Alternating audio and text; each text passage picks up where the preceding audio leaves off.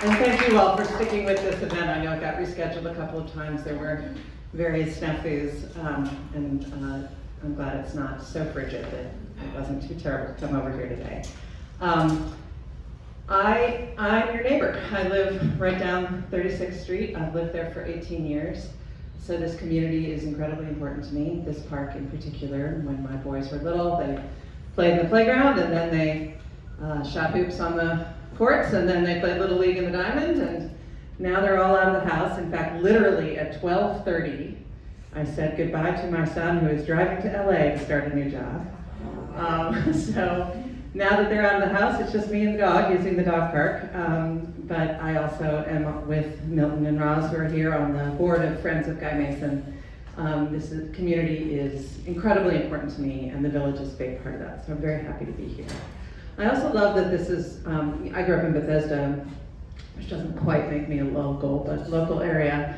And I love that this is an area that tourists don't go to, right? I mean, this is the non-federal real Washington, and non-federal real Washington is a really interesting place. And I wish more tourists saw it, although I have to say, I understand the appeal of, monumental Washington. And I think it's actually a privilege to live in a city that values history and memory in the way this city does.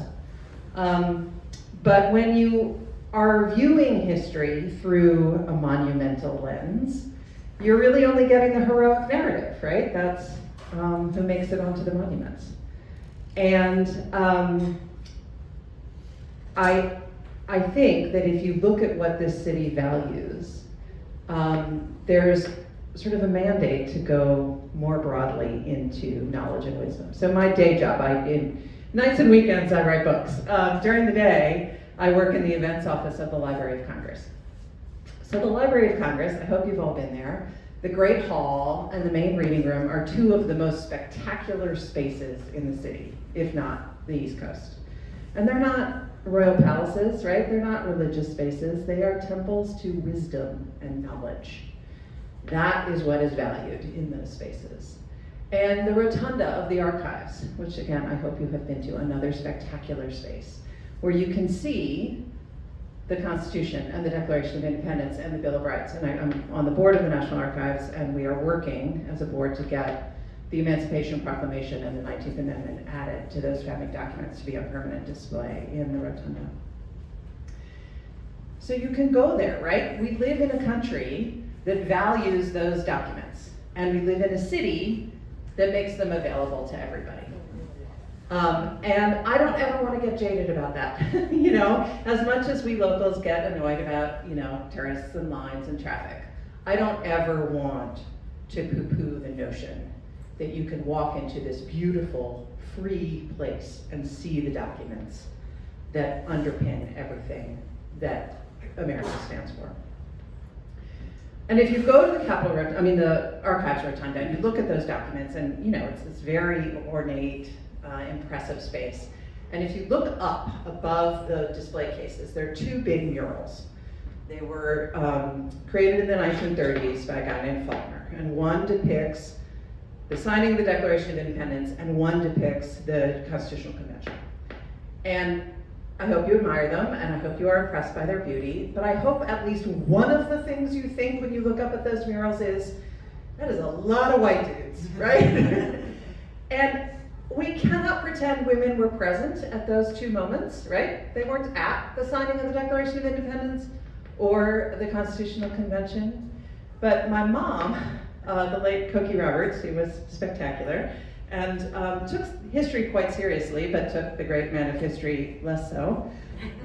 When she would take people to the archives, especially kids, she'd show them those murals, and she'd ask them some leading questions until they finally got around to noticing there were no women in the pictures. And then she'd say, do you think they had women back then? But, you all are not children, but I want to ask a similar question, which is, do you think women were agents of social change back then? Yes. Like, of course they were. Of course they were.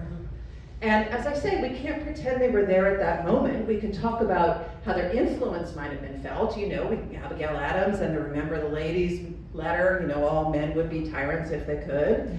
Or talk about Dolly Madison, who was definitely a superior diplomat to her husband. But we can't pretend they were present at those moments. And so, in my view, it's mythologizing those moments that's the problem, right? The Declaration of Independence did not create the United States of America. The Declaration of Independence announced that the America that existed was worth fighting for. All of that social change, all of that history, all of that work had already been done, and by a much broader range of people than the dudes in the mural. So to me, that is what broadening who gets to make history means. It means stepping away from those showcase moments and canonizing the people who were there and having a broader understanding of how history actually happens. And let me say, that does not for a second take away from the brilliance and bravery and vitality of those guys, right? History's not a pie. We can still tell more stories. I was on a panel recently at the Literary Hill Book Festival, which I love.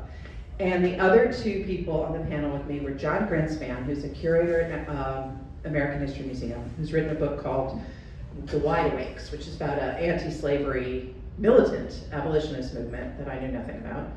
And Maria Rana, who has written, among other things, a new, pretty comprehensive history of American Latinos. And I said to them both, you know, how did these stories get lost? And John said, most stories get lost, right? And of course he's right, most stories get lost. And so unlosing them, telling them again, recovering those stories doesn't subtract in any way from the stories we have preserved. So I write about American women. Absolutely the same could be said for people of color, for immigrants, for poor people, for queer people, for anybody who's not a Christian, right? Anybody who for so long has not been allowed to occupy the Hall of Fame. And so I'm going to tell you a little bit about what it's like to write American women's history and what some of the things you have to overcome when you broaden this definition.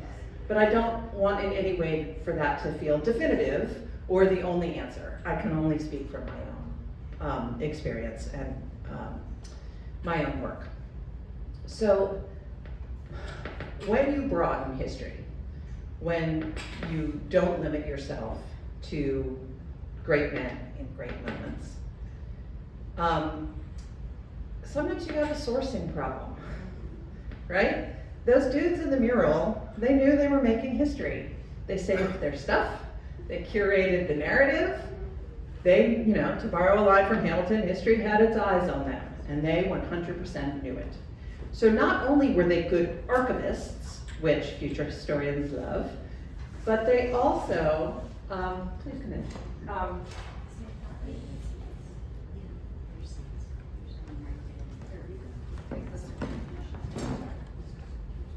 Reshuffle for a minute.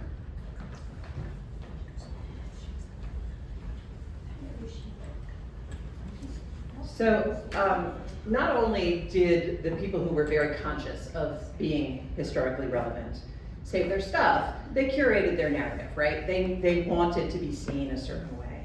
So even in their letters home from the Revolution or the Continental Congress, they're very pompous.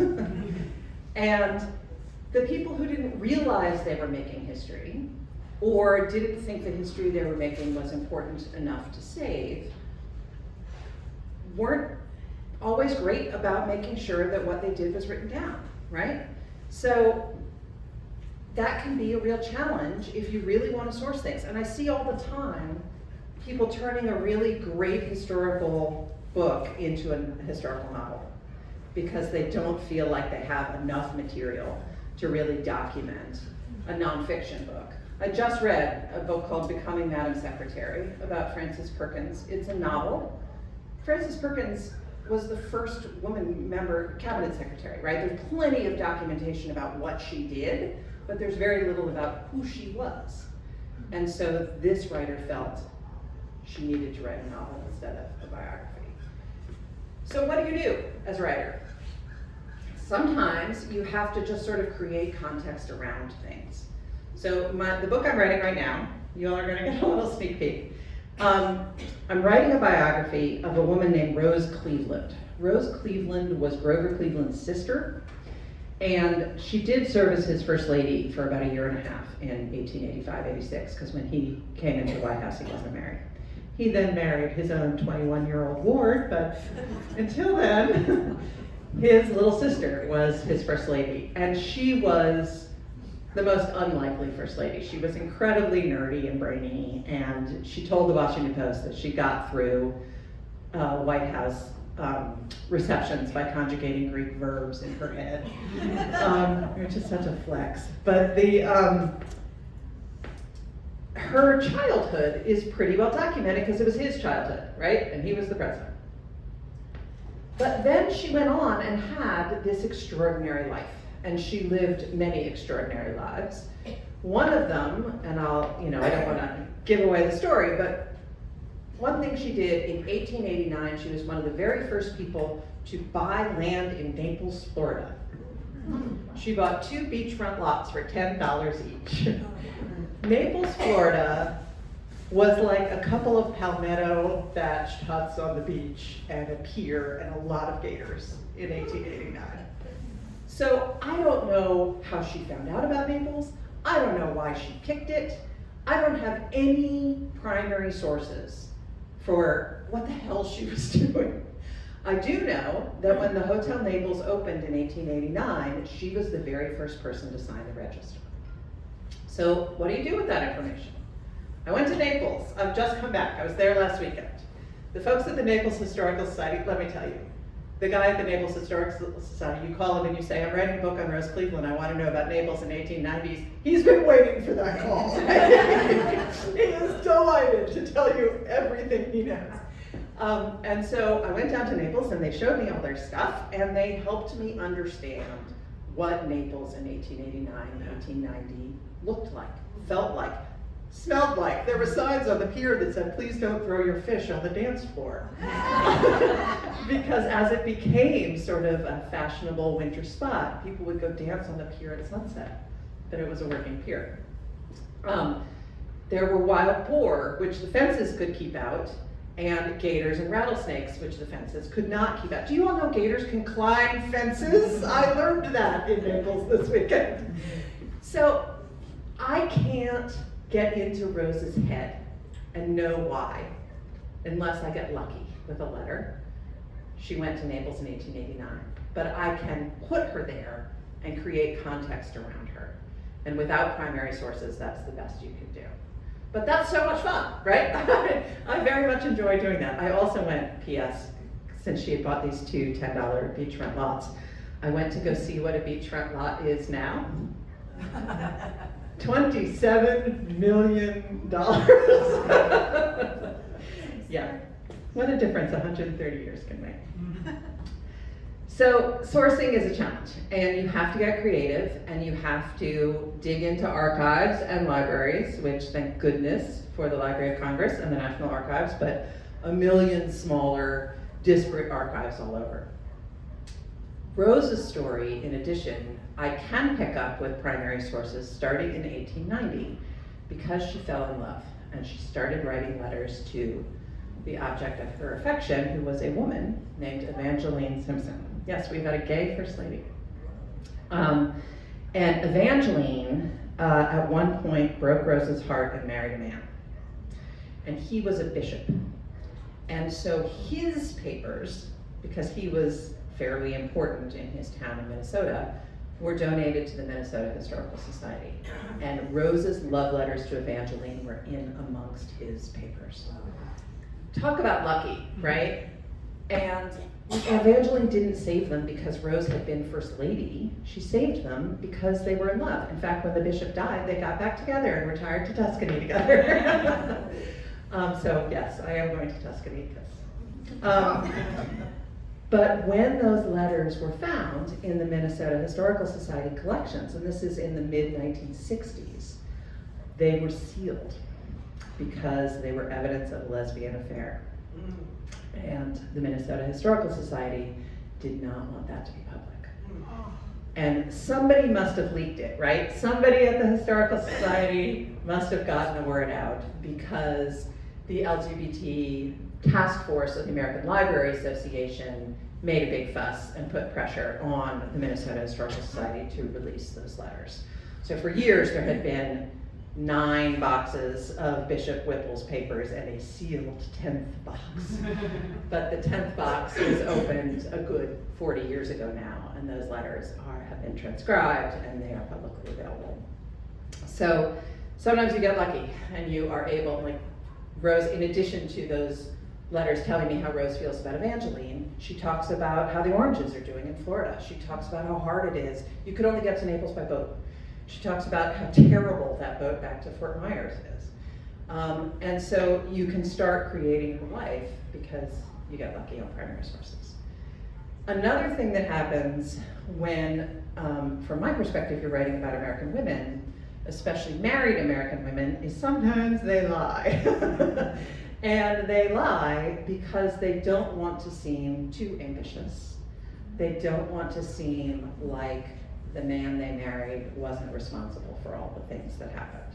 So they downplay their own role. Even if they do write memoirs, even if you do have primary sources, they are, like all memoirs, curated to tell a particular narrative. I was recently on a panel again. I've done a lot of panels, it seems. This one was at the Women's National Democratic Club, and I was there with my biography of Edith Wilson. So it's called Untold Power. Also on the panel was my friend Heath Lee, who's written a new biography of Pat Nixon called The Mysterious Mrs. Nixon. And Julia Swag, whose book about Lady Bird Johnson is called like The Power Behind the Throne or something. I've forgotten what it's also got a hidden, untold, mysterious adjective in its title. And the reason all of those first ladies come across as enigmatic is because they did this whole nothing to see here, it was all him, right? Because for so long in American history, women have been seen as unfeminine or too ambitious or whatever adjective you want to insert here if they claim the power they actually wield. So women in power pretended they weren't in power. Edith Wilson is absolutely a prime example of this. So Edith did write, so if you know anything about Edith Wilson, you know that in 1919, when Woodrow Wilson had a stroke, she lied about it. She lied to him, she lied to the Congress, to the cabinet, to the press, to the public, and she acted as president to the degree anybody was acting as an executive at that time. It was Edith. She was the one reviewing legislation, putting out statements, taking meetings with cabinet secretaries. So in her memoir, which she wrote entirely to downplay her own role in history, she's like, who does that, right? No man ever. In part because what she did was unconstitutional, yes, but in part because she wanted to create this narrative that all she was being was the best Mrs. Woodrow Wilson she could be. That maybe she was a little naive, and maybe she didn't put the country first, but she was standing by her man in the best way she knew how, and it was all for the love and support of this heroic man she was married to. She lived to be 89. She lived all the way till 1961, and maintained with a straight face till her dying day that she was not political, which is garbage. And not only is it obviously garbage in the sense that she was the acting president for a few months, but their love letters survive. So Woodrow and Edith met in March of 1915. He was president. His first wife had died. He fell in love with her at first sight. They were completely set up by his doctor, who was a friend of Edith's. And Woodrow Wilson, nerdy, intellectual, morally superior Woodrow Wilson, wrote these ardent, gushy, dare I say racy love letters, which, who knew he had it in him? He was definitely not expecting me to be reading his mail 100 years later. And you get like secondhand embarrassment, even at a century's distance, because he's going on and on about, I want to kiss your eyelids, and but her letters back, which are the ones that give the lie to the I'm not political stuff. So he first proposed to her 5 weeks after they met. And she declined. She said, we don't know each other very well. I'd like to keep dating you. Maybe we'll get to that point, but I'm not ready to marry you 5 weeks after we met. The day after he first proposed, he writes her this letter. You're the most beautiful woman I've ever seen, and you're the perfect example of the female form, and on and on and on. And she writes back, yeah. So, do you think William Jennings Bryan is going to resign as Secretary of State? Who do you think is going to take his place? Maybe you should appoint me. What? And then he, a couple weeks later, he writes this letter. They were maintaining the fiction that she was his cousin Helen's friend, not that she was dating him. So she would go to the White House and have lunch and tea with Helen. And she was at some lady's tea, and he writes her this letter that he snuck into the green room to spy on her through the lace curtains. This is, during World War I, when you think the president has more to do. And he's going on and on about how clever she was to sit in a place where he could see her through the curtains, and he was sure she did it on purpose so that he could sit there and admire her loveliness and, dream of their life together in the green room peeking through the lace. And she writes back, your last letter to the Germans about sinking the Lusitania was not your best work. You really should have me edit your stuff. So this notion that she was just standing by her man and she didn't have any political savvy or agenda in any way is totally undermined by her own letters, which thank goodness they exist, because otherwise I'd be guessing. So that is a second sourcing problem, especially when you write about the women that I tend to write about. And I really don't want to forever be the first lady, but these women definitely sweep their own accomplishments under the rug. It's actually one of the interesting contrasts with Rose, because she was a sister, not a wife. She was totally proud of her achievements, and she published 4 books, and she started an artist colony on an island off the coast of Maine, and she should have been proud of her accomplishments. But it's a trick. It's a trick from a sourcing perspective. So the other thing that I think is tricky in terms of broadening the narrative is when you get outside of, and obviously I've just mentioned a biography I've written and a biography I'm writing. I understand why biography is a compelling narrative form, right? It's a way to tell a history through one person, and it's, especially if you're doing kind of a cradle to grave narrative, it's a way to encapsulate a time in American history. But if you're not concentrating on one person, and you're trying to tell a more complicated story of a movement, for instance, creating America, you run into the problem that trying to broaden your story means you're not sure who was there and what they were doing. Because the people who kept their stuff and curated their narratives get all of the attention because they've shown the spotlight on themselves. So I've also written, I've written 2 books about the suffrage movement. This one is about the 1913 parade here in Washington and how it sort of turned the tide. So this book came about because I've always been involved in historic congressional cemetery. Do you need to come through here? Yeah.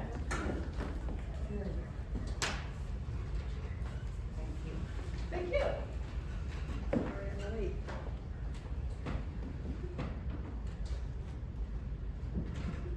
So if you haven't been to Congressional Cemetery, it's out by RFK on the east side of Capitol Hill. It's beautiful and spooky in all the best ways. And my family is buried there, Mom's there, and I will spend eternity there myself. But during the 90th anniversary of the ratification of the 19th Amendment in 2010, I was doing some research there to see if there were enough people buried there who had been involved in the suffrage movement that we could do a special walking tour. And the answer was there absolutely were, including a couple of pretty big names like Belva Lockwood, who was the first woman to run for president, and a woman named Adelaide Johnson, who was a sculptor. And that marble monument with Elizabeth Cady Stanton, Susan B. Anthony, and Lucretia Mott that stands in the Capitol Rotunda, Adelaide Johnson was the sculptor of that. She was also a fascinating and completely bananas lady. But when you do research about just kind of regular old folks in a cemetery, one of the things you do is read obituaries, right? How else do you find out about regular folks? And congressional was then, less so now, enough of a burying ground for elites that the ladies who were buried there were of that class where you weren't supposed to be in the newspaper, right? Your marriage announcement, your obituary, maybe your debut. That was about it. You were supposed to stay out of the papers. And woman after woman, their obituary, the like 300 words they got in the public eye at all, mentioned marching in this 1913 parade. And I didn't know that it existed. I thought civil rights marches had been invented in the 60s. I didn't know the suffragists invented civil rights marches. And so I started looking into the 1913 march, and it really did, I would like to make the case that it really was a turning point in terms of galvanizing public opinion and bringing many, many more women into the movement. It was 1913. The amendments ratified in 1920. But if you date the movement back to Seneca Falls, and there's reason to do it before then, but the women themselves like to date it to Seneca Falls, that was 1848, right? That movement took 72 years. And the progress was incremental. That's a much more complicated story to tell than a biography of Susan B. Anthony, right? And so when you're trying to broaden stories, you have to figure out who else was there and what they did and why did it matter. And if you're just getting into the weeds on the ups and downs of a complicated movement, it can be really dull, right? So I get, again, why biography is a compelling narrative form, and I appreciate that on this, all the attention that was paid to the suffrage movement on the centennial of the ratification of the 19th Amendment broadened that lens, right? It wasn't just Susan B. Anthony and Elizabeth Cady Stanton and Alice Paul. It was now Sojourner Truth and Ida B. Wells and Mary Church Terrell and a bunch of women who, hadn't been part of the Hall of Fame at the time. So that is another challenge, right? Is making a compelling narrative that doesn't have so many details that your readers go to sleep, but including stories from regular people that might not seem important at the time. And that requires good judgment and good writing and good research, which is hard. I would say the other thing that can happen when you start going beyond curated sources is sometimes you find out these people were flawed, right? They say something racist, or they back a really bad idea, or they treat their friends poorly. In other words, they become whole, actual human beings, just like all of us. And that is not a bad thing, right?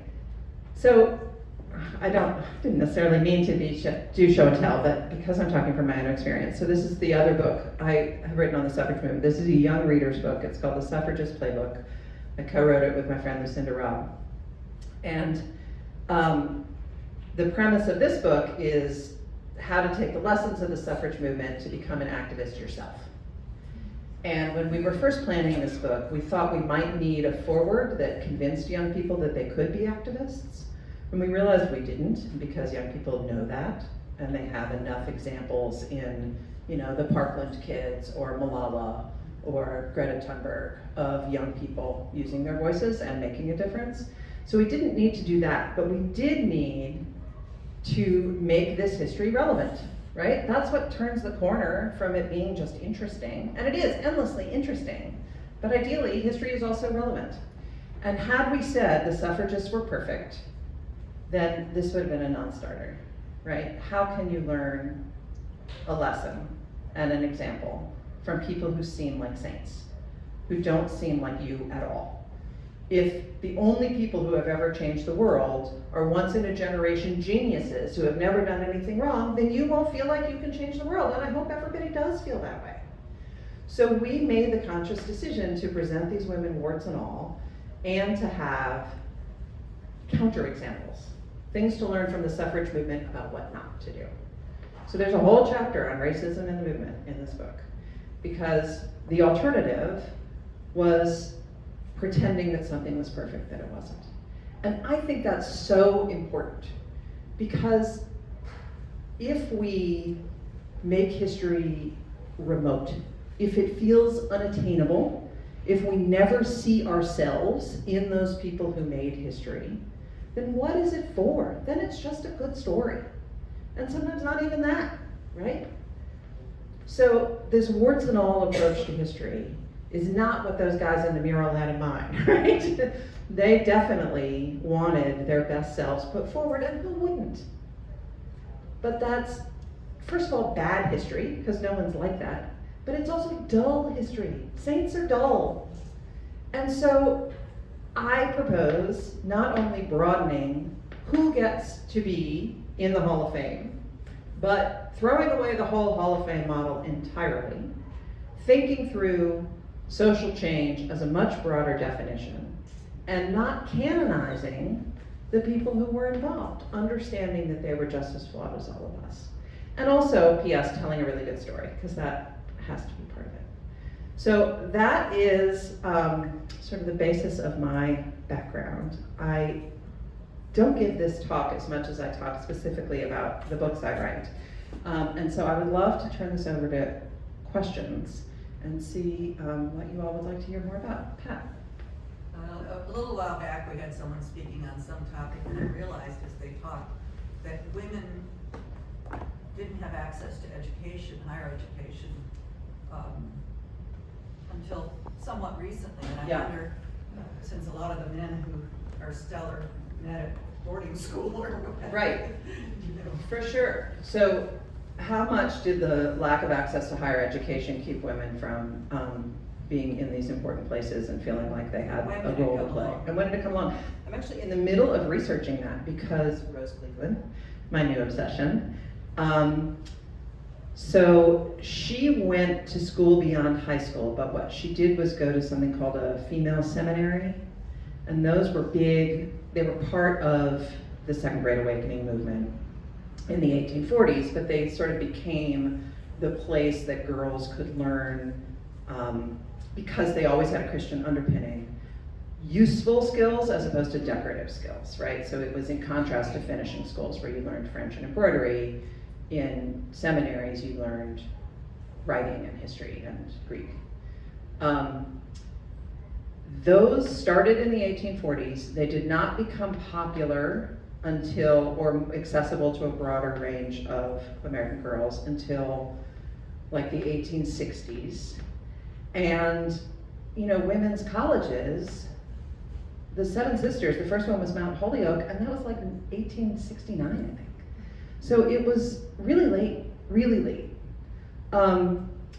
And certainly anything, not only did that deny women that body of knowledge, but as you say, the Old Boys Network of being able to, you know, support someone who, or recommend someone who you went to college with or prep school with or whatever. I will say the network built fast, because the percentage, first of all, the percentage of any Americans who had a college degree in 1870, which was the first year I could find numbers, official government numbers for, 8% had a college degree in 1870. And of that 8%, you know, 90% was men. But it was still a tiny fraction of the American public.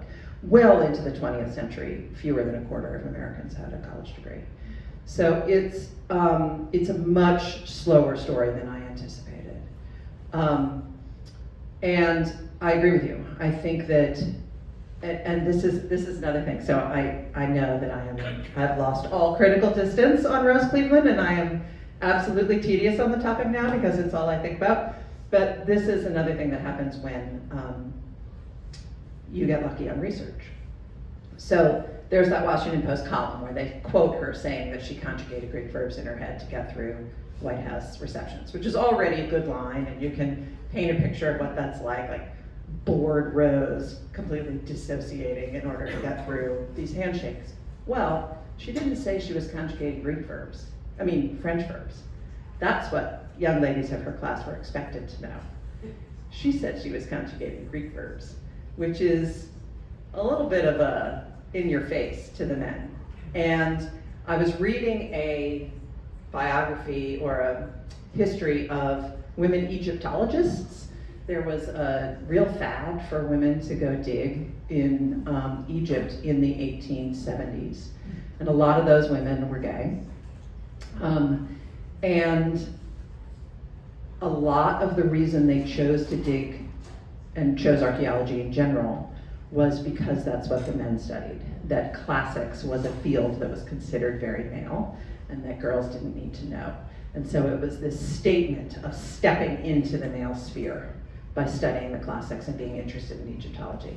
And I was reading a book about Egypt, right? I wasn't necessarily expecting to learn something about Rose, although it would have been interesting to hear more about same-sex couples in that era.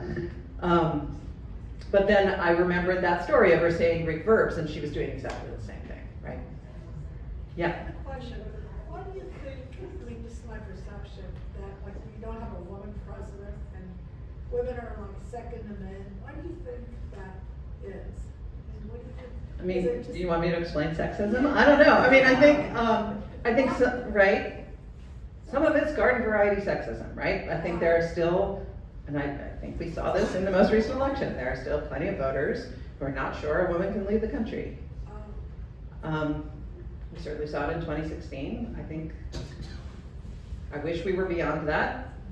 It's pretty clear we're not. It's kind of sad. It's hugely sad. Yeah. I do think we will see a woman president in my lifetime. I'm 54. And I think that the bench is very deep, right? There are a lot of potential women candidates in both parties. So it's not a black swan anymore, right? Like it's not a once in a generation. But yeah, I think we'll get there, and then once we have one, it won't be so weird anymore. But yeah. But isn't it uniquely American? Uniquely American not to have elected a female leader? No. What England they had, Well, certainly Western. Israel they did, and India they did. and- Other democracies have, but plenty of not. Yeah, in fact. I find your regular day job at the archives and your passion for activism to be a very interesting intersection. Specifically, I was wondering if you could speak on like the Just Stop Whale people intentionally going and trying to ruin art and like historical documents, and the things that you see that they're doing wrong versus the things that you think someone like me would, I view it as like a terrible thing. Why would anyone do that? Something maybe I'm missing. Yeah, so do you all know what he's talking about? There have been particularly climate activists who have thrown red paint on works of art. They threw some on the founding documents as a kind of guerrilla activist tactic. And specifically as a board member of the archives, like that was an expensive thing to clean up, and it was a pain, and we had to close to the public, and they kept those documents from being accessible to a lot of people, and the work fell on the janitorial staff, and it wasn't paint, it was a powder, and we needed to research what sort of a solvent would clean that up without damaging the documents. Like it was a crisis. Those people went to jail. And so from that perspective, it made me really mad, right?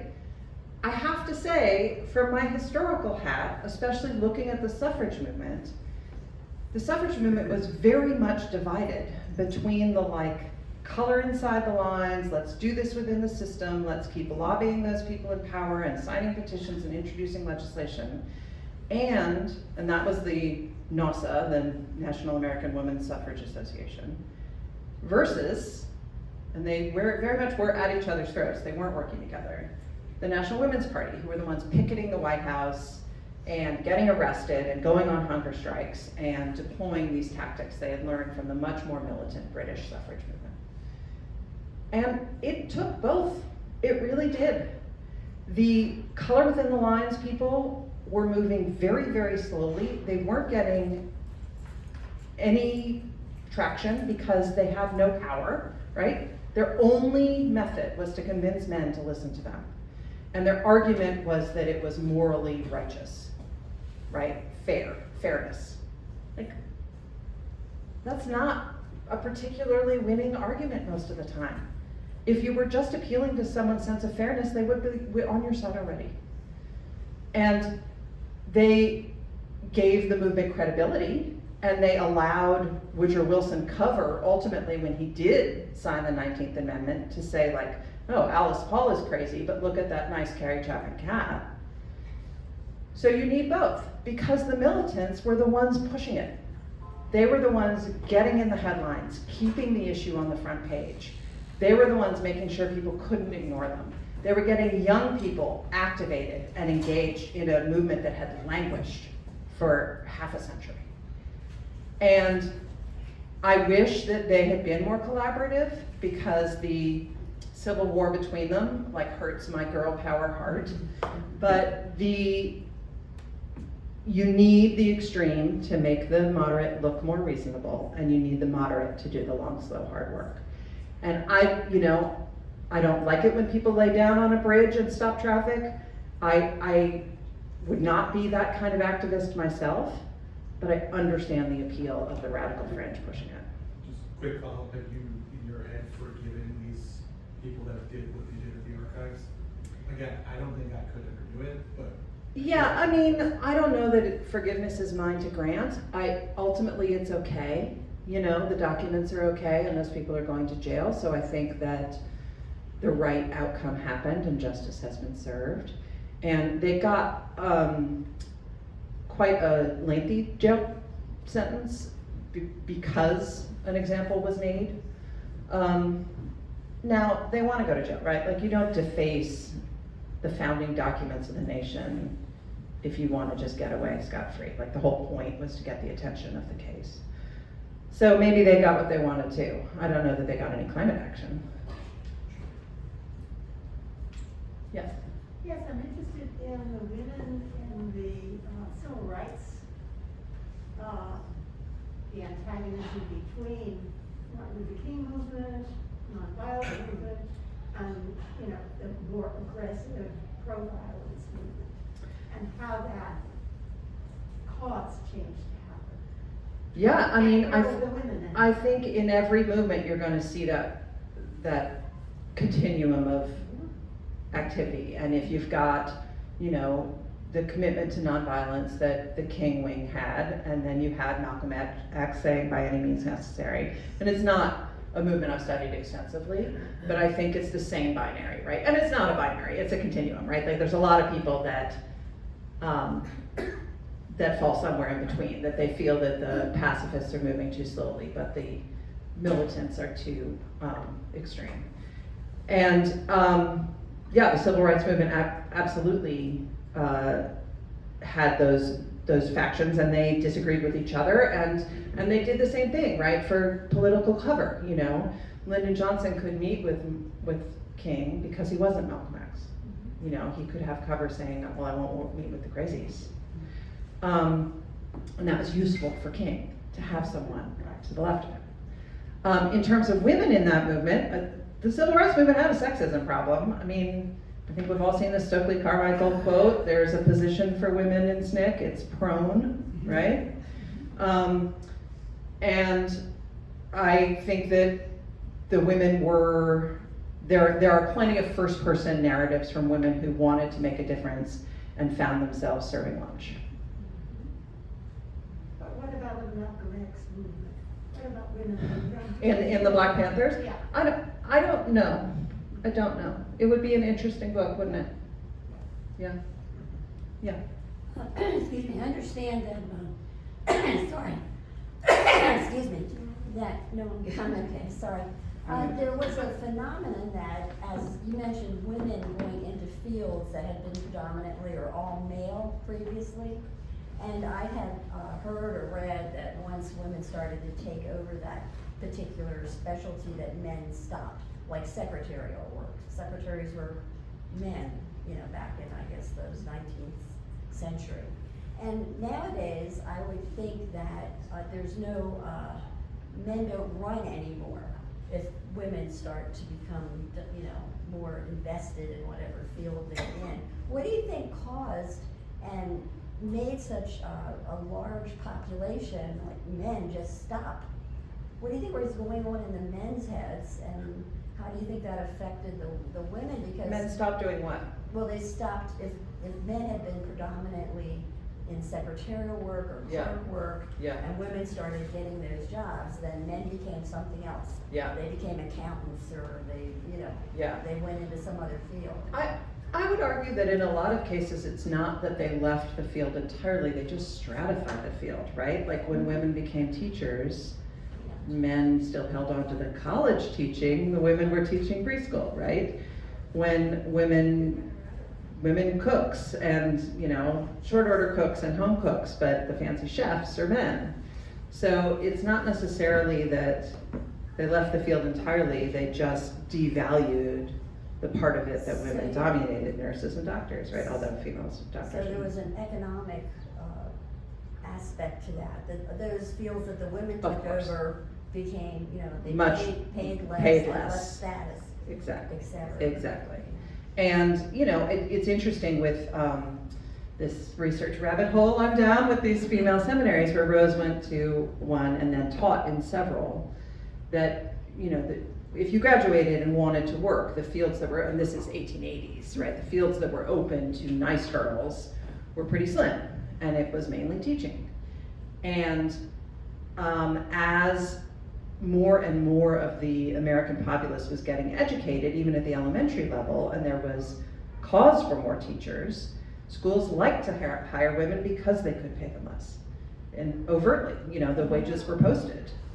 And so this whole movement of women getting higher degrees, if not college, then these seminary degrees, teaching, moving west, often the school would be sort of the second thing in a new town. And there's the school marm, that's a American myth for a reason.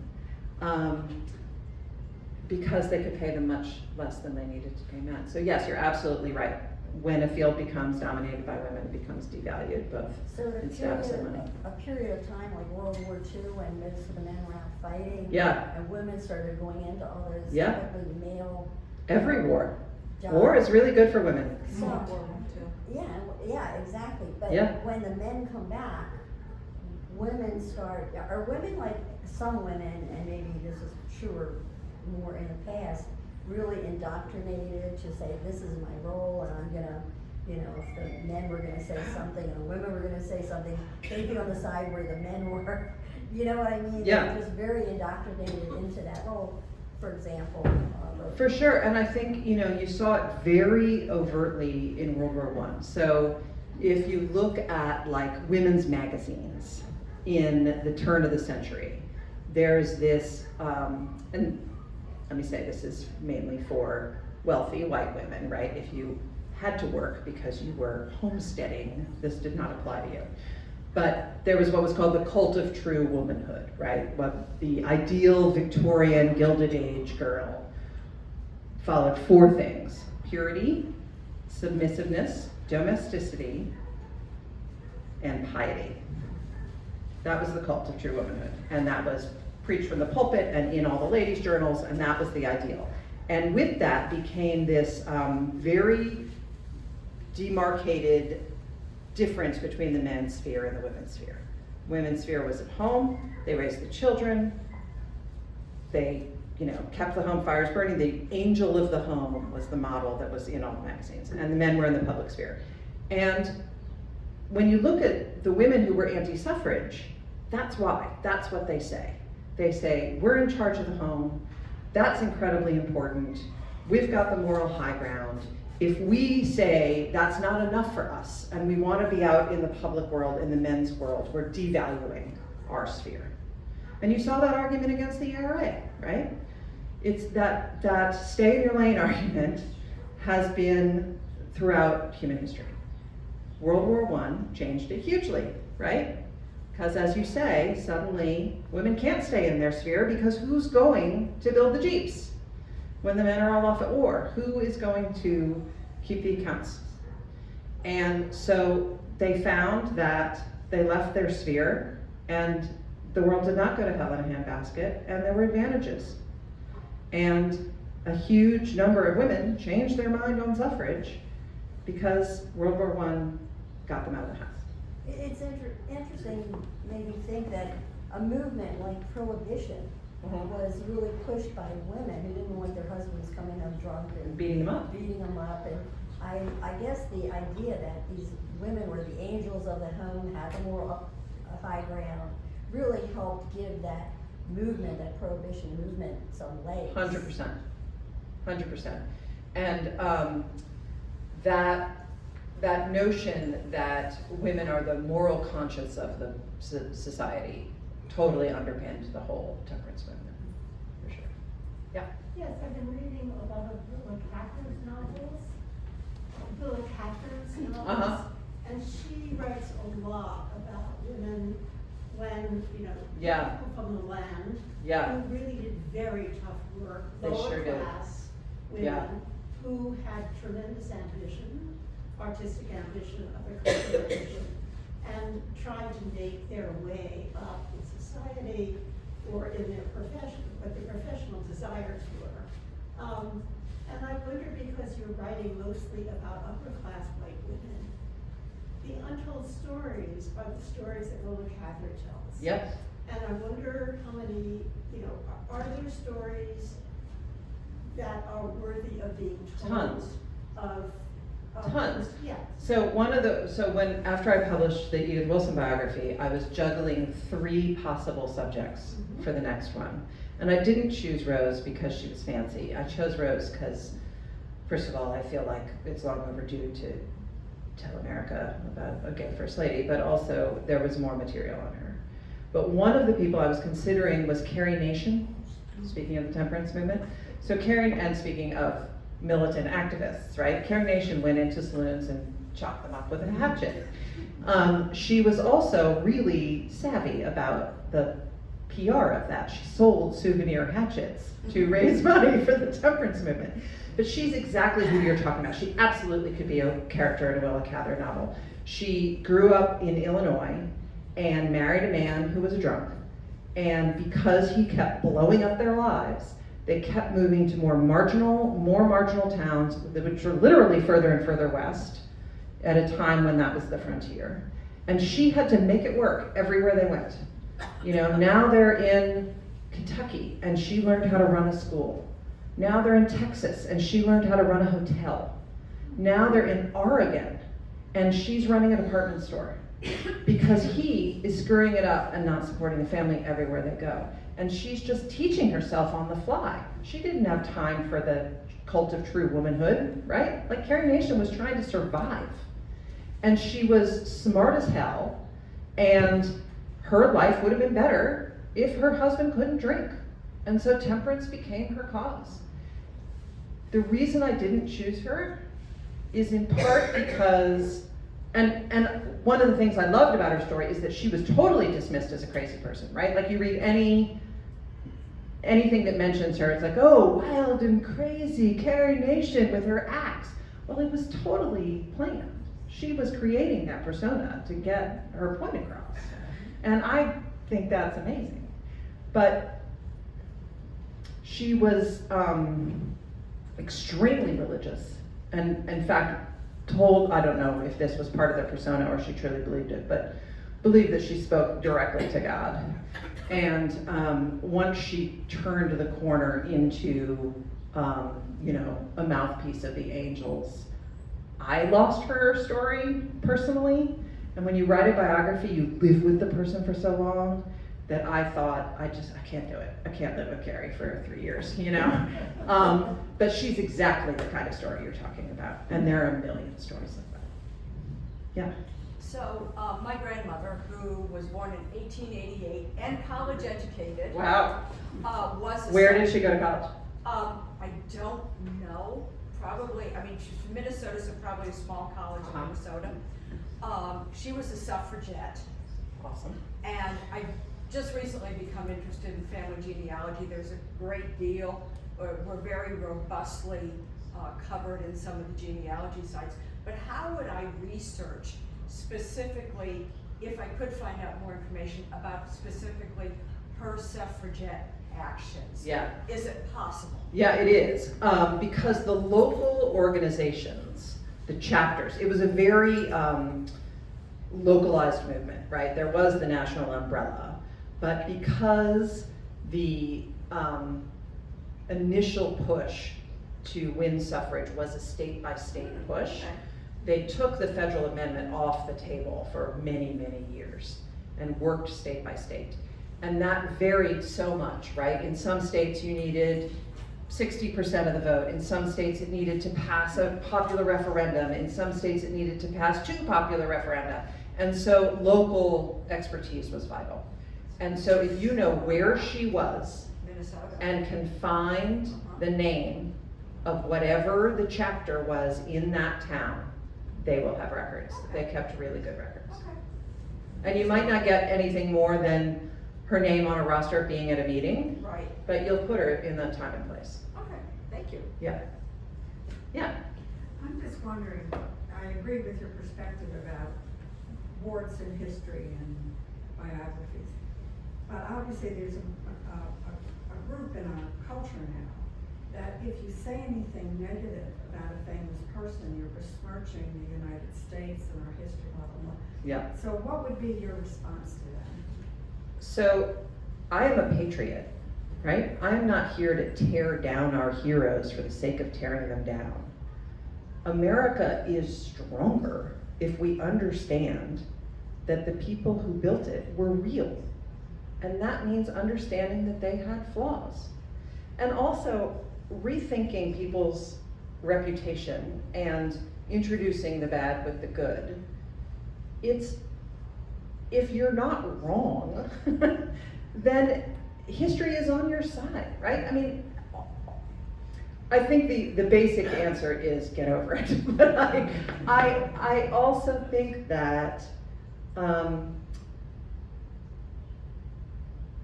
one of the ways that this is showing itself is particularly taking down statues and renaming buildings, right? That's sort of where we're seeing this come out. Wilson High School. I'm all for renaming Wilson High School, right? Woodrow Wilson, when he resegregated the civil service, it changed Henleytown specifically. Black middle-class workers were able to live in that neighborhood because they could work decent civil service jobs.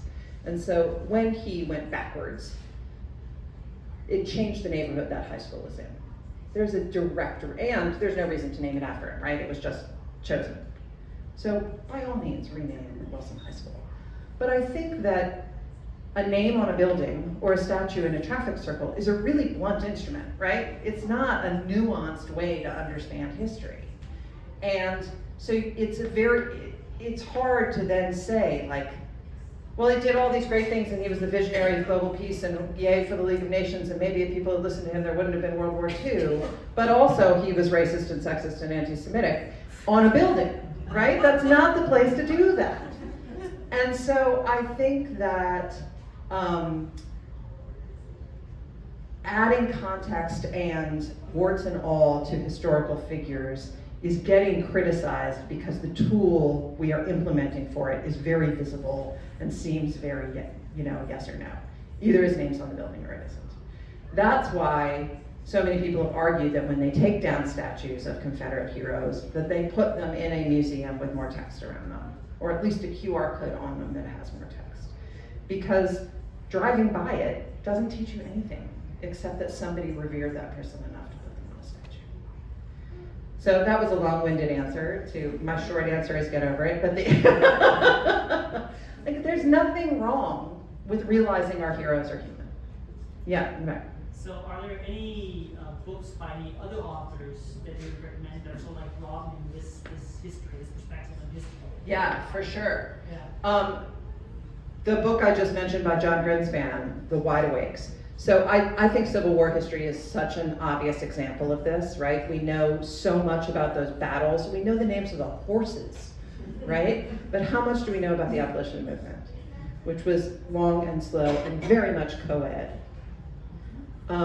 So John's book is about this part of the abolition movement that really formed the backbone of the Union Army. And I had never heard of it. Never heard of it. So there's a million like that, where somebody has found, a story that has gotten short shrift or has been mythologized in a way that's unfair. I certainly think in terms of biographies, I'm actually tonight, I have a 2-talk day today. Tonight, I'm at the Women's National Democratic Club interviewing a woman named Rebecca Graham, who has a new book out about Frances Perkins' time when she was labor secretary. A quirk of the regulations meant that she was the person Jews appealed to for asylum from the Nazis. So she got personal letters from people saying, please make it so I can come to America. So the book's called Dear Mrs. Perkins. And it's not meant to be a cradle to grave biography of her. It's meant to be like another story with a, is there a corner of World War II that has not been told, right? It is, every second there's another book about something about World War II. I have not heard this corner of World War II, right? I did not know about this complication within the Roosevelt administration, where Roosevelt kind of wanted to do the right thing, but didn't really have political cover for doing the right thing, and had some problems with Jews himself, and it's a complex story. So yes, plenty. Those two I would recommend for sure. Yeah. There were many books written about women and more by men. Mm-hmm. So I am wondering why men were interested in this topic of women. Why men write biographies of women? Yeah, besides so much discrimination and other gender factors, sexism, why they were interested in writing about women? Yeah, I mean, they haven't as much as they should have. But I also think that this gets to this question of who gets to tell whose story, right? There are times when I read a biography and I think, I wish man hadn't written that. The most recent biography of Edith Wilson, the reason I put in, I wrote my proposal for my Edith Wilson book in a rage because the most recent biography of her is sexist garbage. And I read it and I was so mad that I fired off a proposal to my publisher for a better book. And so, but meanwhile, I'm about to write a biography of a gay woman as a straight woman, right? So I don't think you need to have the same lived experience as your subject. Jonathan Ives' new biography of Martin Luther King is terrific. Jonathan Ives, a white Jewish guy. Starting from the fact that I don't live in the 19th century, right? So there's gonna be a distance. If you do your homework and you tell your story right, I think anybody can tell anybody's story. But those two factors are essential. It may not be experiencing. Yeah. Doesn't necessarily. Yeah. Sure. Yeah. I was just gonna say, I just finished Lusitania by Eric Larson. Uh-huh. And in it, he tells that story that you did. Yes. So I wasn't surprised with what you said because he talks about it. Yeah, Eric Larson said the book is called Dead Wake, about the sinking of the Lusitania. Yeah, and he does mention that letter where she tells him to rewrite his stuff to the Germans. Eric Larson, Candace Millard, Alexis Coe, these are all writers who I think, first of all, have great narrative nonfiction style. I wish I wrote like Candace Millard. She is just terrific. And really just tell a gripping yarn, David Gran, Hampton Sides. I would recommend any of them. Yeah. Years ago, I got a book that was a collection of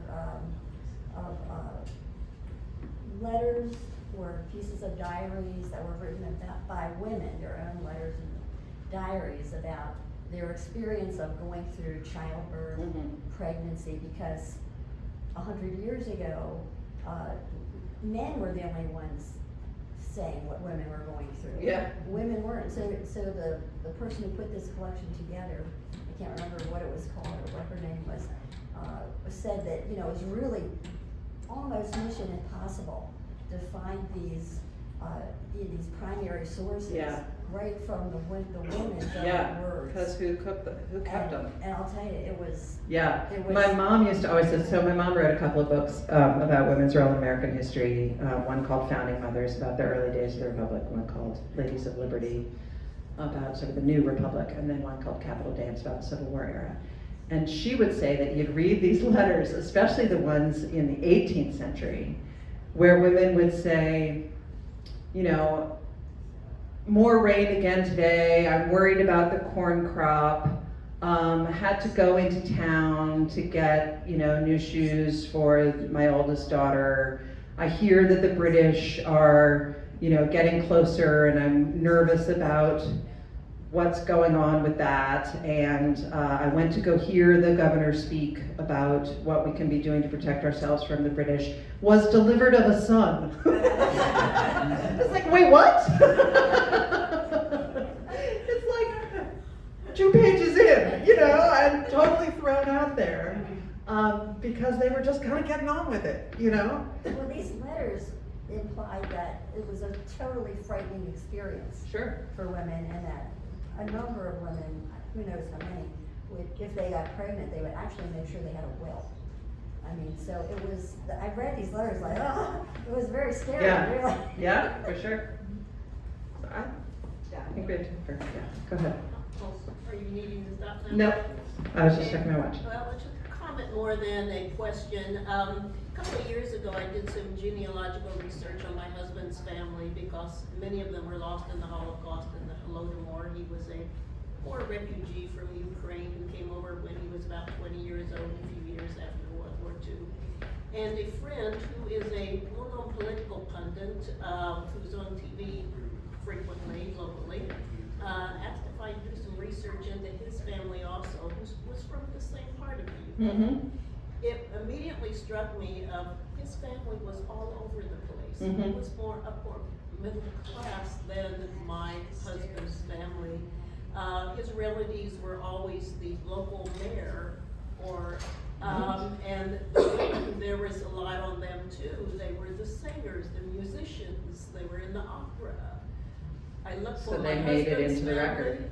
They had gone up into thin air. Yeah. I could not Yeah. find a relative left of his. Yeah. Either all killed under Stalinist times, or they simply never made the local papers. Yeah, for sure. I have a similar dichotomy. So my dad's family, Jewish, was not in Europe for the Holocaust. They left during the pogroms. Were, you know, Bolsheviks and got out of what was then Russia, it's now Poland, and came here to the US in like 1915. But all the records were destroyed back in their hometown.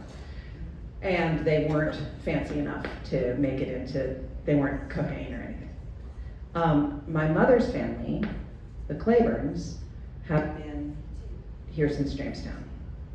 And in every generation, since like 1630, there's been an office holder. So we can trace that direct line so easily. And then there's total silence on my dad's side.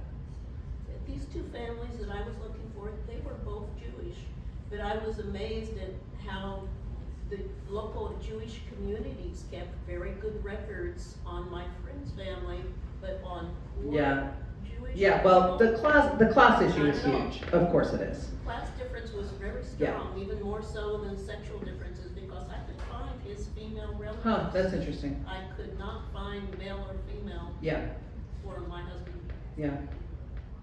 Yeah. Well, thank you all so much for being here. Once I actually write the book,